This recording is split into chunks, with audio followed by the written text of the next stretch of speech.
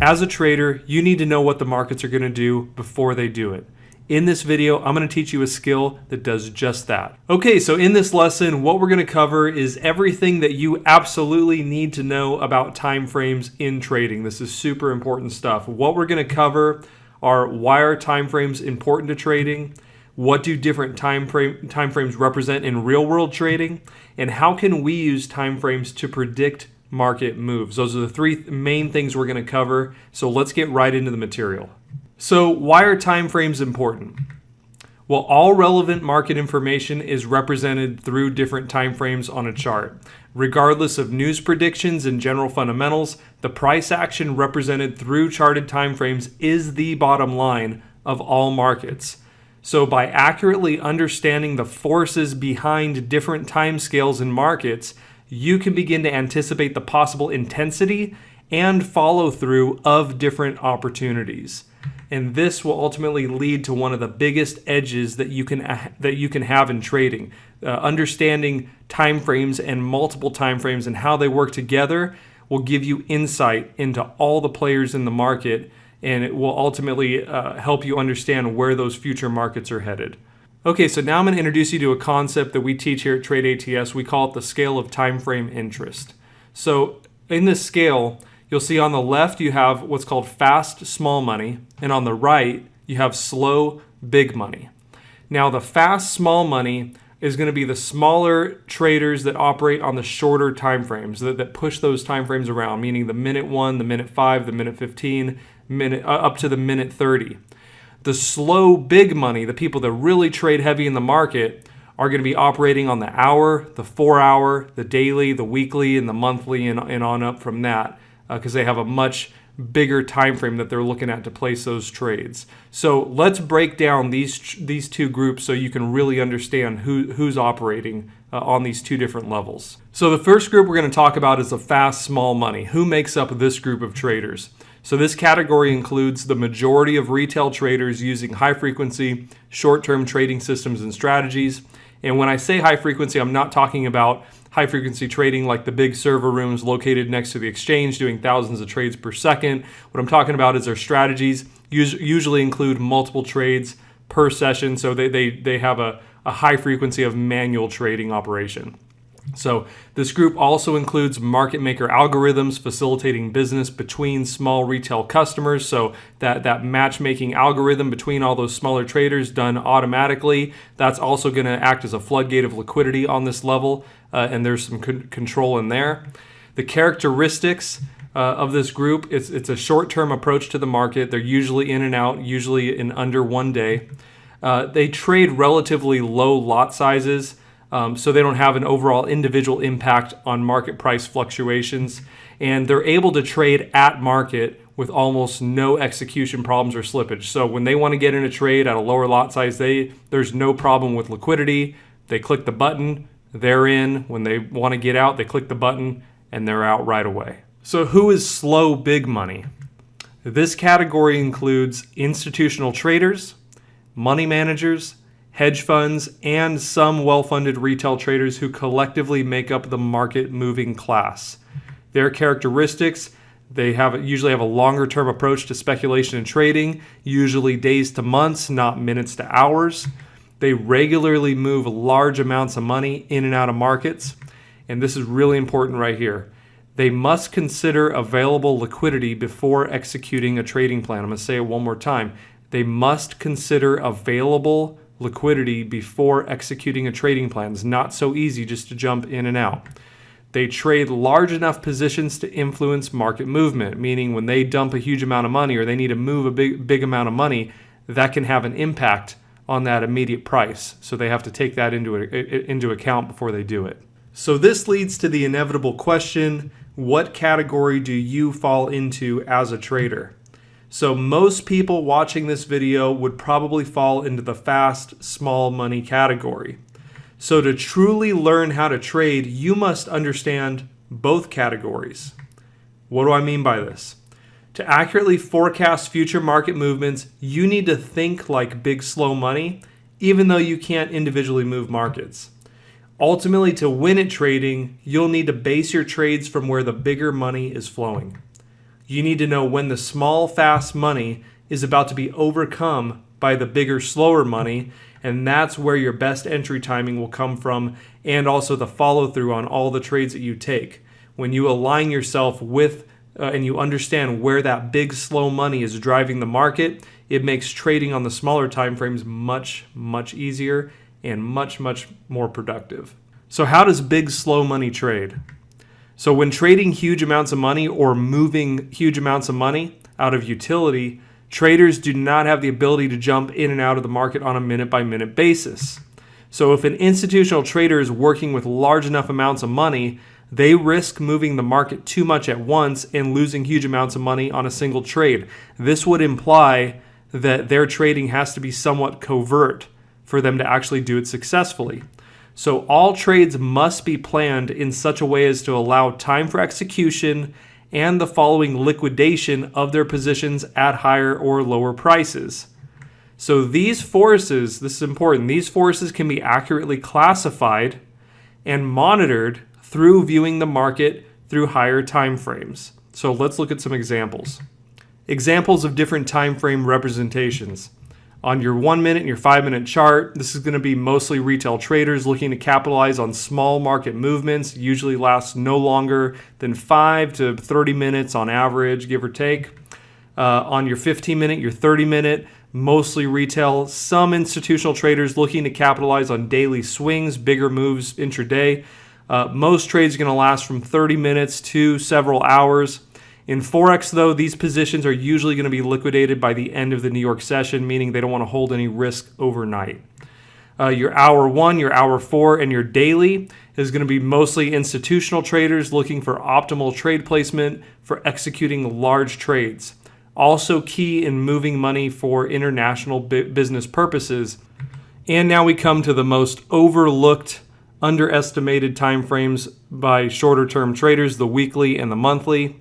These represent the collective fundamental money flow of the market. The sensitive points on these charts provide opportunity for huge transactions on the interbank level. A lot of short-term traders say, why would I look at a weekly chart when I trade a 15-minute? Well, if you understand the direction of the week, how are you going to treat that day or the days during that week? Or if you're trading on the daily, if you understand the direction of the month, which side are you going to be heavier if it's in line with the monthly or if it's out of line with the monthly? Simple questions to bake it down for yourself and help you get on the right side of the market. So a lot of traders overlook these, but these are really the true fundamental flow of the market, and you should always have an eye on these time frames. So how can you use this information to your advantage? Well, the first way it's going to help you is it's going to increase your win rate. By basing your initial analysis on the larger time frames, you align your strategy with those who move and control the market. You don't want to trade against these people, you want to trade with them. Let's take a look at an example. On the left here, we have a daily chart. You can see it's clearly trending upward. A totally clear trend formed in the bottom. Higher highs, the classic definition of an uptrend, right? On your hour, you see the daily money movers are stronger than the hour 1 money movers.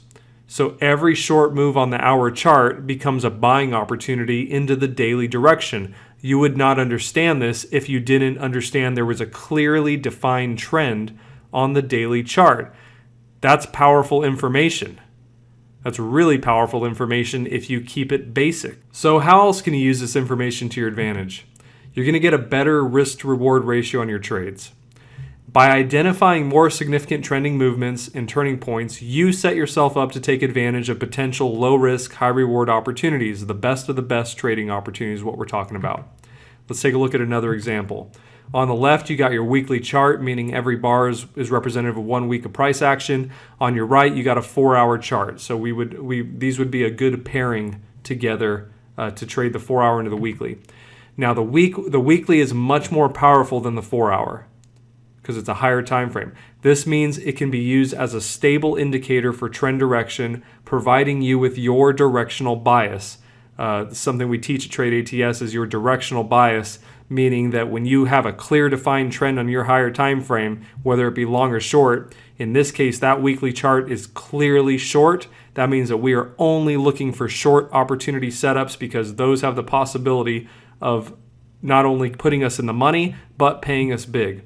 So, which leads to the next thing. By trading with the bias to the weekly chart, you set yourself up to have more winners than losers and much more profits when right. So you actually set yourself up to really knock it out of the park on these trades if you stay in that directional bias. And you can only achieve this by understanding multiple time frames.